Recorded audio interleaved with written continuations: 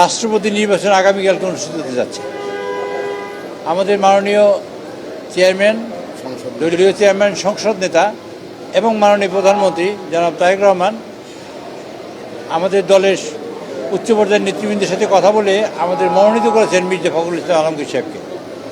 আমরা আজকের সংসদীয় দলের সভায় মাননীয় সকল সংসদ সদস্যদের কাছ থেকে আমরা তার পক্ষে ভোট চেয়েছি এবং বলেছি যে আগামীকালকে সবাই আমরা 1:30টার মধ্যেখানে উপস্থিত হব। ইনশাআল্লাহ 2টা থেকে ভোট শুরু হবে, 5টার মধ্যে ভোট গণনা হবে।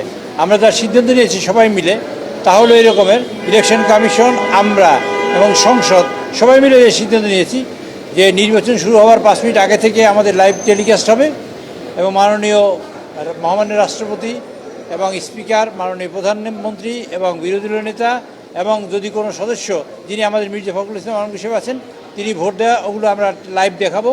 তারপর সব রেকর্ড করা হবে।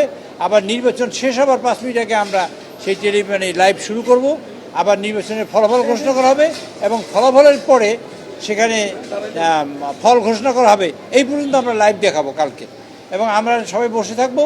তারা ওখানে ভোটার ফর্ম দেবে, আমরা স্বাক্ষর ওখানে জমা দেবো এবং আপনারা দেখবেন সেখানে ইনশাল্লাহ আগামীকালকে একটা ইতিহাসের মহেন্দ্র ক্ষণ তৈরি হবে, ইতিহাসের একটা নতুন যাত্রা শুরু হবে, গণতন্ত্রের নতুন যাত্রা শুরু হবে আগামীকালকে আবার নতুন করে আবার রাষ্ট্রপতি নির্বাচনের মধ্য দিয়ে।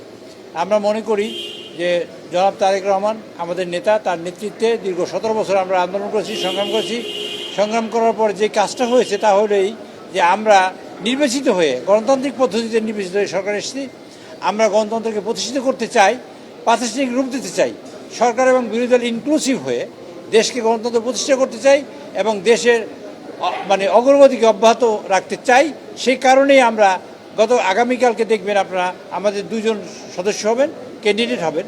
একজন হলো ডক্টর আলী আহমেদ, আরেকজন হলো আমাদের মির্জা ফখরুল ইসলাম আলমগীর সাহেব। আমরা ভোট হবে, এদেশের মানুষ ভোট কেমনে দেয়, কেমন করে দেয় সেটা আবার প্রত্যক্ষ করবে এবং মানুষের মনোজগৎ তৈরি হবে নতুন করে ভোটের প্রতি।